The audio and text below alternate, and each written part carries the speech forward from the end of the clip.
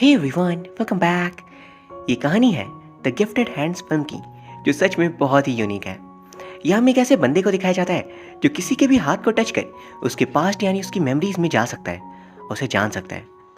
लेकिन गड़बड़ी तब हो जाती है जब वे ग्राफिटी पेंटिंग बनाता है रैंडम दीवार पे, लेकिन सेम उसी पेंटिंग की जगह पर एक डेड बॉडी पाई जाती है। अब सोचने वाली बात यह है कि क्या उसने हत्या की, लेकिन अगर नहीं तो फिर किसने। फिल्म की शुरुआत में हमें एक बंदा कुछ अजीब सी ग्राफिटी पेंटिंग बनाते हुए दिखाया जाता है। वो स्प्रे कलर्स का यूज करा था, बट उसकी पेंटिंग बड़ी डिफरेंट बनकर सामने आती है, एज इफ उसमें कई सारे राज छिपे हों। वहीं दूसरी तरफ हमें यांग नाम के बंदे को दिखाया जाता है। ये एक पुलिस ऑफिसर है जो अपनी तनख्वाह से खुश नहीं, इसलिए वो यहाँ पर नेटवर्क मार्केटिंग यानी कि पिरामिड स्कीम को ज्वाइन करने के लिए आया है, अपने जैसे और लोगों के साथ। ये सोच अब तक करोड़पति यहीं से बनना है। वहीं स्कीम को समझाने एक बंदा खड़ा था जो कहता है लोग हमें फ्रॉड, गद्दार, बेशरम क्या कुछ नहीं कहते। बट क्या हम ये सब हैं? बिल्कुल नहीं, बल्कि हम हैं नेटवर्क मार्केटर्स। एंड ये एक फ्यूचरिस्टिक अप्रोच है पैसे कमाने की। एंड यहाँ पर आप सभी जो जुड़े हैं वो सभी खुश हो जाएं, क्योंकि ये फ्यूचर का धंधा है। लेकिन उसी वक्त वहाँ पुलिस की रेड पड़ती है और स्कीम समझाने वाला बंदा और बाकी सभी वहाँ से भागने लगते हैं, क्योंकि ये काम लीगल नहीं था। ऊपर से ये लोग मासूम लोगों को बुद्धू बना रहे थे। अब यांग भी वहाँ पर फंसा हुआ था, क्योंकि ऑफिसर होने के बावजूद वो ऐसा काम कर रहा है, इसलिए खुद को बचाने उस आदमी को ही पकड़ लेता है और पुलिस के सामने प्रेटेंड करता है मैं एक अंडरकवर एजेंट हूँ, नाइस टू मीट यू। फिर अगले सीन में सीनियर ऑफिसर उसे दो खींच के लगाते हैं कि तुम्हें शर्म नहीं आई ऑफिसर होकर खुद गलत काम करे हो। उनकी डांट और ताने सुन बंदा फ्रस्ट्रेशन में कह देता है क्या पुलिस वालों को पैसे कमाने का हक नहीं? इतनी कम तनख्वाह में दुनिया भर का काम करवाते हो, ऊपर से छुट्टी भी नहीं, चाहते क्या हो? उसकी बातें सुन सीनियर ऑफिसर से लेकर सभी बाकी लोगों के कान खड़े हो जाते हैं और एक पल को तो वो सभी भी सोचने लगते हैं बात तो सही कह रहा है, बट फिर सब अपने अपने काम में लग जाते हैं। फिर रात को हम दोबारा उसी स्प्रे पेंटर को देखते हैं जो ग्राफिटी पेंटिंग बना रहा था, लेकिन अचानक उसी दीवार पर यांग आकर यूरिनेट करने लगता है। एंड उस बंदे के आर्टिस्टिक स्किल्स को देख वो कहता है पेंटिंग तो मस्त है, बट पब्लिक में बनाना अलाउड नहीं। इस बात पे पेंटर कहता है सेम पेंच, पब्लिक में यूरिनेट करना भी अलाउड नहीं है। यांग ये सुन गुस्से में आ जाता है पुलिस की बेइज्जती कैसे की तुमने? वो उसे पकड़ने जाता है, बट तभी हम देखते हैं यांग के उस पर हाथ रखते ही वो बंदा यांग के पास्ट को देख पा रहा था और वो कहता है तुम ऑफिसर हो, और वो उसकी आंखों में स्प्रे मारकर वहां से भाग जाता है। यांग को कुछ समझ नहीं आता कि यह शख्स आखिर है कौन, पर वहां उसकी स्प्रे पेंट छूट गई थी। अब हम दोबारा पुलिस स्टेशन में आए तो वहां पर एक लेडी आई थी जो काफी घबराई हुई सी थी, क्योंकि उनकी बेटी काफी वक्त से लापता है। पुलिस वाले इस पर थोड़ा कम ध्यान दे रहे थे, क्योंकि ज्यादातर ऐसे केसेस में इधर बच्चे खुद कहीं भाग जाते हैं और अगले दिन वापस आ जाते हैं, या फिर मोस्ट ऑफ द टाइम्स ये किडनैपिंग केस होता है। और अगर किडनैपिंग केस हुई तब तो फिरौती की कॉल आ जाएगी, बट सुबह तक भी फिरौती की कॉल नहीं आती। यांग उन लेडी से बात कर चुका था और वो बाकियों को समझाता है कि बाकी केसेस की तरह इसे भी हमें समय देना चाहिए, बट वर्क फोर्स कम थी और काम बहुत ही ज्यादा, इसलिए चीफ उससे कहता है तुम्हें अगर शौक है तो खुद इसे इन्वेस्टिगेट कर लो।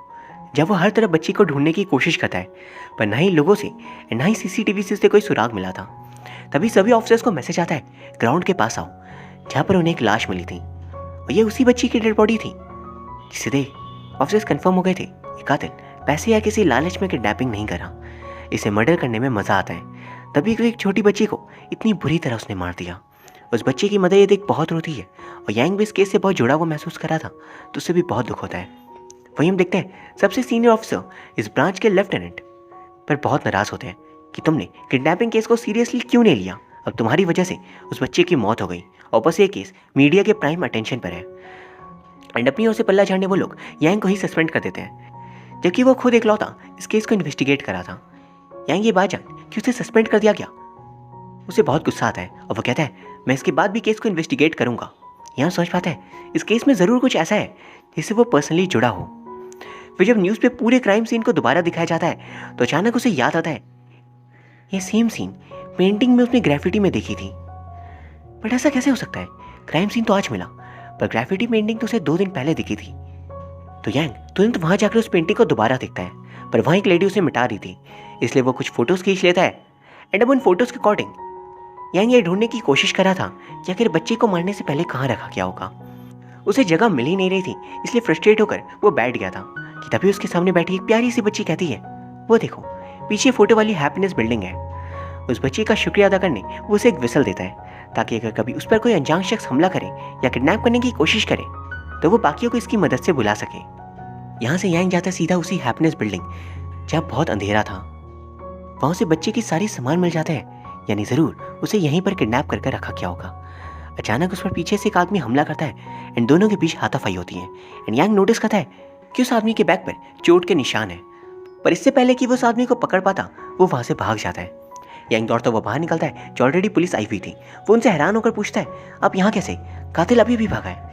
मैंने उसे एग्जैक्ट सेम क्राइम लोकेशन वाली पेंटिंग से ढूंढा था जो सड़क के रैंडम दीवार पे किसी ने बनाई थी। उसकी बहकी हुई बातें सुन बाकी ऑफिसर्स कहते हैं, तुम सस्पेंडेड हो, और तभी यहाँ कैसे? ये टास्क फोर्स का इलाका है, तो यहाँ से फौरन चले जाओ। यांग की बातों पे कोई भी बिलीव नहीं करता, तो वो खुद ही उस ग्राफिटी पेंटर का पता लगाने सोल शहर के लिए निकल जाता है। दरअसल उसकी स्प्रे पेंट यांग के पास छूट गई थी और उसमें सोल की दुकान का नाम लिखा था जिससे स्प्रे पेंट को खरीदा गया है। सोल शहर वो अपने साइड के कम दोस्त ली के साथ जाता है एंड वहाँ पहुँचकर दोनों स्टोर ओनर से पूछते हैं, क्या बता सकते हो कोई ऐसे इंसान के बारे में जिसे रेगुलरली आपसे खरीद कर लेकर जाता हो? स्टोर ओनर कहते हैं, ये दुकान सोल के सबसे बड़े आर्ट स्कूल के ठीक सामने है, तो हर दिन हज़ारों की संख्या में स्टूडेंट्स यहाँ से स्प्रे पेंट्स लेकर जाते हैं। एक का नाम कैसे बताऊँ? बट यांग दूसरी तरह से सवाल पूछता है, कोई ऐसा व्यक्ति याद है जो बहुत अजीब हो, मीन्स देखते ही याद में बैठ जाए? वो कहते हैं, हाँ ऐसा एक ज़रूर था, वो बड़ा हीडियस टाइप था। एंड हम फ्लैशबैक में देख पाते हैं वो मिस्ट्री मैन वही है जिसे यांग भी मिला था। स्टोर ओनर से उसका एड्रेस लेकर दोनों बिल्डिंग तक जाते हैं। यांग धीरे धीरे उसके कमरे में एंटर करता है। वो मिस्ट्री मैन उसे देख चुका था एंड दोनों के बीच फाइट होती है। तो यांग इस बार हारता नहीं, उसे पूरा यकीन था यही शख्स कातिल है जो उसे हैप्पीनेस बिल्डिंग में मिला था। पर जब वो उसके बैग को चेक करता है तो वहाँ पर चोट के निशान नहीं थे। लेकिन कैसे? मतलब ज़रूर ये मिस्ट्री मैन कातिल नहीं है। यहाँ सोचने की बात ये थी कि अगर ये कातिल नहीं है तो इसने क्राइम सीन को ड्रॉ कैसे किया, या फिर कोई झूठ तो नहीं?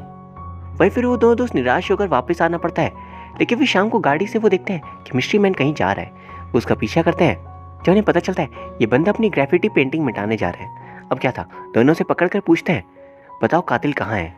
ज़रूर वो तुम्हारा कोई साथी होगा। फ़ोन की कॉन्टैक्ट लिस्ट पे सिर्फ एक ही नंबर उन्हें मिलता है, स्युंगी नाम का। अगली सुबह यांग जाता है स्युंगी को पकड़ने, बट हुए सरप्राइज वो एक लड़की निकलती है। जबकि जिस कातिल से यांग हैप्पीनेस बिल्डिंग में टकराया था वो एक आदमी था और स्युंगी शक्ल से कातिल लग भी नहीं रही थी। इनफैक्ट वो तो उस मिस्ट्री मैन की बस दोस्त थी, बट काफ़ी वक्त से उनके बीच बात नहीं हुई। उसे लग रहा था कि मिस्ट्री मैन फिलहाल यूएस में है। यांग जब वापस आता है तो वहाँ मिस्ट्री मैन गायब था और ली के सिर से खून बह रहा था। वो यांग को बताता है कि आदमी पागल है, इसे हमारे बारे में सब कुछ कैसे पता हो सकता है। यांग इसमें हैरान रह जाता है, बट तभी अचानक सारे ऑफिसर्स को मैसेज आता है कि एक अटेम्प्ट टू किडनैपिंग केस हुआ है। लड़की बच निकली। वो लड़की बताती है कि एक आदमी मुझे अपनी कार के अंदर बुला रहा था एंड उसके पास एक डॉग थी जिसे वो बीमार बता रहा था, बट एक्चुअली वो डॉग फ्रोजन होता है। तभी हम रात को उसी बच्ची को देखते हैं जिसे यांग ने एक विसल दिया था जब मुसीबत हो उसे यूज़ करने के लिए। देर शाम के वक्त वो सामान लेकर घर वापस आ रही थी कि तभी वो किडनैपर कार से उस बच्ची को अपने पास बुलाता है और कहता है, मेरे डॉग की मदद करना चाहोगी? वो डॉग फ्रोजन था। एंड जब वो किडनैपर उसे अगवा करने की कोशिश करता है तो वो सीधा भागती है एंड किसी तरह उसे बच बचा कर वो घर आ जाती है। लेकिन तभी हम उसके फादर को देखते हैं जो एक ड्रंकार्ड थे जो पी कर बैठे थे और उन्हें अपनी बेटी से कोई मतलब नहीं थी, बस उन्हें ड्रिंक्स चाहिए थी। वो उन्हें बताने की कोशिश करती है मुझे कोई किडनैप करना चाह रहा था, बट उन्हें लगता है हम तो ऑलरेडी गरीब हैं, फिरौती में देंगे भी क्या, तो कोई उसे किडनैप क्यों करेगा। तभी हम देखते हैं वो बच्ची बाहर खड़ी मदद के लिए विसल बजाने का सोच रही थी, लेकिन तभी पीछे से वो किडनैपर उसे उठाकर ले जाता है। अगली सुबह ऑफिसर्स क्राइम सीन पे पहुंच गए थे और उसके फादर कहते हैं कोई किडनैप नहीं हुआ, शाम तक बच्ची वापस आ जाएगी, हमारे पास पैसे भी नहीं है। तो फिर मतलब क्या है किडनैपिंग का? पर वहाँ विसल और बच्ची की फोटोग्राफ देख यांग को बहुत गुस्सा आता है और वो सीधा सोल पहुंचकर उस मिस्ट्री मैन को पीट कर पूछता है, मदद करो, तुम कातिल नहीं हो तो हमारी हेल्प करो, मुझे बताओ वो पेंटिंग तुमने कैसे बनाई। जब मिस्ट्री मैन यांग को टच करता है तो वो समझ पा रहा था अगर यांग क्यों इन किडनैपिंग केसेस के लिए इतना पॉजिटिव है। उसे लगता है कि उसका भाई जो बचपन में ही मर चुका है वो वापस आ जाएगा। ये एक प्रकार से एक चाह है या फिर एक पश्चाताप। मिस्ट्री मैन की बातें सुन यांग कांपने लगता है और वो घबरा गया था। क्या कि तुम उसे कैसे जान सकते हो? ये तो बचपन का वो दर्द है जिसका उसने कभी जिक्र भी नहीं किया था, किसी से भी नहीं। वहाँ से भागकर वो अपने घर आ जाता है और बहुत रोता है। उसे बार बार अपने बचपन के फ्लैशबैक्स आ रहे थे कि उसका भाई उसके सामने चला गया और वापस नहीं लौटा। वहीं दूसरी तरफ उसी बच्ची को देखते हैं जिसका नाम था ही एंड उसके सामने वही कातिल खड़ा था एंड बच्ची को उसने एक पिंजड़े में कैद कर रखा था, साथ ही एक डॉग को भी। वहीं दूसरी तरफ यांग जाता है उसी मिस्ट्री मैन की दोस्त सिंगी से मिलने, जो एक ड्राइंग टीचर थी। वहाँ वो उसे कुछ ग्राफिटी दिखाकर पूछता है, इन्हें देख तुम्हारा क्या ओपिनियन है। वो कहती है, ये पेंटिंग्स को अगर गौर से देखा जाए तो ये बर्ड्स व्यू को सिंबलाइज करते हैं, यानी ये दर्शाते हैं मानो जैसे कोई बर्ड के पॉइंट ऑफ व्यू से इसे ड्रॉ किया गया हो, सीधा आसमान से। पर ऑफिसर, आप इस बारे में क्यों पूछ रहे हो? यांग कहता है, क्योंकि इन ड्राइंग्स पे बनी जगह पे एक लाश मिली है और इन ड्राइंग्स को क्राइम सीन के ढूंढे जाने से पहले ही बना दिया गया था और इसे बनाया था खुद किम ने, यानी कि उसी मिस्ट्री मैन ने। सिंगी हैरान होकर पूछती है, किम यही है? वो कहता है, हाँ, वो कभी यूएस गया ही नहीं, इसलिए प्लीज़ मेरी मदद करो ताकि मैं जान सकूं वो कौन है और वो ऐसा कैसे कर पा रहा है। सिंगी को ऑलरेडी किम के इन पावर्स का पता था, क्योंकि दोनों एक ही स्कूल में साथ पले बड़े थे एंड वहाँ कुछ बच्चे किम को बुली करते थे, बट अपनी पावर से उनकी मेमोरीज में देखकर उन्हें डरा देता था। इन पावर्स को साइकोमेट्री कहते हैं एंड ये उसके पास बचपन से है। एक्चुअली उसे ये पावर शायद अपने फादर से मिली थी, पर उनके बीच में ही डेथ हो गई। और रही बात मदर की, तो इस पावर के कारण अपने बेटे से डरती थी और एक दिन अपने बेटे को छोड़कर वह कहीं जा रही थी, लेकिन उस वक्त गाड़ी से उनकी एक्सीडेंट हो जाती है। तब से आज तक किम खुद को इन सभी चीज़ों का दोषी मानता आ रहा था। यही सारी बातें जान किम से मिलने जाता है, जो उससे बात करना नहीं चाह रहा था, लेकिन अचानक वहाँ लैंडलॉर्ड आ जाता है कुछ गुंडों के साथ, क्योंकि किम किराए के पैसे नहीं दे रहा था। इस बात पर उसे बचाने यांग उनसे लड़ता है और मार कर भगा देता है। इस सीन से किम को यांग के प्रति एक बड़े भाई वाली फीलिंग आ गई थी और जब थक कर वो सो गया था तो उसे टच कर देख पाता है यांग कितना परेशान है बस उन बच्चों को ढूंढने के लिए, इसलिए वो मदद करने के लिए मान जाता है। वो हम ये भी देख पाते हैं कि उसकी ग्राफिटी आखिरकार बर्ड आई व्यू वाली क्यों है। एक्चुअली वो पेंटिंग के विजन्स अपने कबूतर को टच कर देख पाता था, जिनसे उसकी दोस्ती थी। ये कबूतर पूरे शहर में उड़ते हैं और जब भी वो देखते हैं वही चीज़ उन्हें टच कर किम भी देख पाता था और उसकी ग्राफिटी बना देता था। ये सोच शायद कोई ऑफिसर या बंदा इसे नोटिस कर ले, क्योंकि अगर डायरेक्ट जाकर वो पुलिस स्टेशन में ये बात बताएगा कि मर्डर होने वाला है इस लोकेशन पे, तो लोग उसकी बात कभी नहीं मानेंगे। उल्टा मर्डर के बाद उस पर ही शक किया जाएगा। यांग उसकी बातें समझ पाता है एंड फिर उसे पहली विक्टिम जो बच्ची थी उसके सामान को टच कर किम को कई सारे विजन्स दिखाई देते हैं, जब वो किलर की आवाज़ सुन पा रहा था और साथ ये भी कि कैसे उसने उस बच्ची को मारा। ये विजन्स देखते देखते उसकी खुद की कंडीशन खराब हो रही थी, बट सारी लीड्स यांग को वो एक पेपर पर लिखकर सौंप देता है। यांग तुरंत पुलिस स्टेशन पहुंच चीफ को कन्विंस करने की कोशिश करता है पूरे शहर में टास्क फोर्स न भेजकर वो डे केयर सेंटर्स में फोकस करें, क्योंकि वहाँ किलर के मिलने के सबसे ज़्यादा चांसेस है। यहाँ वो प्रूफ के लिए सबूत भी दिखाता है, जिन सबूतों को कभी पुलिस फोर्स ने नहीं ढूंढे थे, न ही किसी फॉरेंसिक एजेंसी ने, बल्कि इन सबूतों के बारे में किम ने ही यांग को बताया था।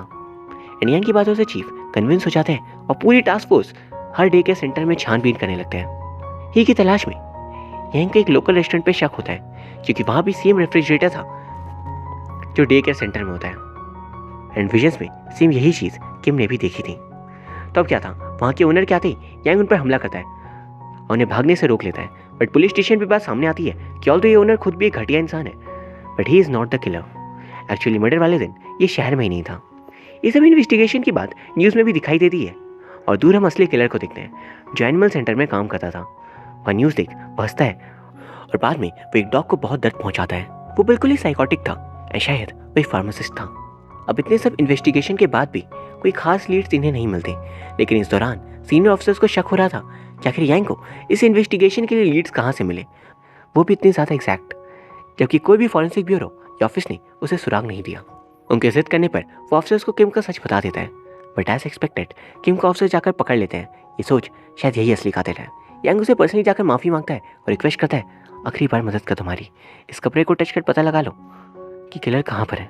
बट वहाँ किम ऐसे प्रिटेंड करता है कि वही असली किलर है और पुलिस वाले उसे ही पकड़ लेते हैं। यांग चिल्लाता रह जाता है बट कोई उसकी बात नहीं सुनता। In the next scene officers उसे लेकर जा रहे थे, लेकिन बीच रास्ते में गाड़ी का एक्सीडेंट करवा यांग वहाँ आ जाता है और पूछता है, तुमने उनसे झूठ क्यों कहा? किम कहता है, मुझे इस मामले में कभी पढ़ना ही नहीं था, बट तुमने मुझे इसमें घसीटा, तब मैं एक कातिल ही सही। वैसे भी इन्हीं हाथों की वजह से मेरी मदर की मौत हुई। यांग उसे समझाता है ये हाथ लोगों को बचाने के लिए है, ना कि मारने के लिए, और उसे गाड़ी में बैठा अपने साथ ले जाता है। उसे यकीन दिला कि इस बार वो लोग कातिल को ढूंढ लेंगे और उन दोनों को ही बेकसूर साबित करके रहेंगे। ली ने उन सभी रेफ्रिजरेटर्स को ढूंढ कर रखा था जिन्हें टच कर किम पता लगा सकता था कि आखिर कौन से फ्रिज में कातिल ने डॉग को फ्रीज किया होगा। किम को लोकेशन मिल जाती है एक बड़े स्काई स्क्रेपर की और वहाँ पहले सिर्फ यांग को ली जाते हैं हर डोर को नॉक कर कुछ भी स्ट्रेंज हुआ ये देखने, क्योंकि मोस्ट प्रोबेबली वहीं किलर होगा। वहीं दूसरी तरफ में उसी किलर को कमरे में दिखाया जाता है जब वह ही को डरा रहा था। ही उसे धक्का देकर दरवाजा बंद कर देती है और मेन डोर से बाहर निकलने की ट्राई करती है, बट वो निकल पाती या नहीं, उससे पहले ही स्क्रीन ब्लैकआउट हो गई थी। काफ़ी वक्त से नहा ही ली और यांग लौटे होते हैं, इसलिए किम भी अंदर चला जाता है जब लिफ्ट में किलर भी चढ़ता है। उसकी वियर्ड सी हंसी सुन किम यांग को मैसेज कर देता है 20th फ्लोर पे आ जाओ। यांग वहाँ पहुँचकर दरवाज़ा तोड़कर अंदर ही को ढूंढ रहा था एंड वही लिफ्ट में किलर किम से कहता है आपको भी 20th फ्लोर पर जाना है, मगर क्यों? वो कहता है मेरे फ्रेंड रहते हैं वहाँ, बट पूरे फ्लोर पर सिर्फ एक ही फ्लैट था किलर का, एंड इसीलिए वो उसे मारकर अनकॉन्शियस कर देता है। फ्लैट के अंदर यांग ही को ढूंढ ही रहा था कि तभी पीछे से किलर उसे नाइफ से स्टैप करता है। दोनों की हाथापाई में किलर को भी चोट लगती है, बट वैंग को बहुत ज़्यादा जख्मी कर देता है। ये कहते हुए उस बच्ची को तो मैंने मार दिया, पता है मैं ये सब क्यों करता हूँ? क्योंकि जानवर और बच्चे मासूम और सॉफ्ट होते हैं और इनमें असली मज़ा है। ये सुन यांग गुस्से में और डर से बिल्कुल सहम गया था और किलर पागलों की तरफ हंसता है। पीछे से अचानक किम किलर को इतनी ज़ोर से धक्का देता है कि डायरेक्ट वो बिल्डिंग से बाहर लटक गया था और उसकी सारी हंसी एक डर में तब्दील हो जाती है कि वो अपनी पूरी ताकत से उसे होल्ड करके था। पर पीछे से यांग कहता है छोड़ दो उसे वरना तुम भी गिर जाओगे, बट किम उसकी मेमोरी में कुछ विशेष दिखना चाह रहा था। इस दौरान उसके हाथ फिसलता है एंड दोनों गिरने ही वाले थे कि तभी यांग उन्हें बचा लेता है और किम उससे कहता है ही जिंदा है, वो पीछे फ्रिज में है। इस बीच बाकी ऑफिसर्स भी वहाँ गए थे और बच्ची को बचा लिया जाता है। अब कुछ वक्त बाद यांग हॉस्पिटल से ठीक होकर बाहर आने वाला था जब डिस्चार्ज वाले दिन नर्स उसे बताती है कि आपका छोटा भाई कई बार रात से सुबह तक यहाँ बैठा रहता था।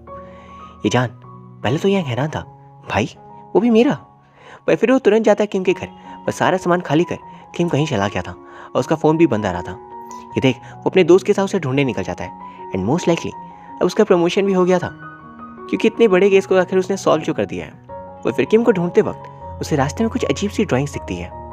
ये देख वो कहता है तो यहाँ हो तुम, एंड इन ड्राइंग्स के थ्रू एज ऑलवेज किम आने वाले केस के हिंट दे रहा था।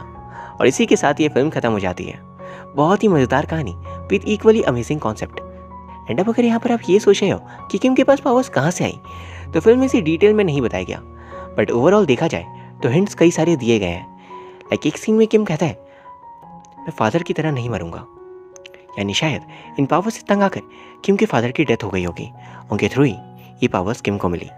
सो गाइस उम्मीद करता हूँ आपको ये वीडियो पसंद आई होगी एंड साथ ही ये फिल्म की कहानी भी। अगर हाँ तो प्लीज़ चैनल को सब्सक्राइब कर लीजिए एंड इस वीडियो को लाइक भी। Thank you very much for watching, see you soon.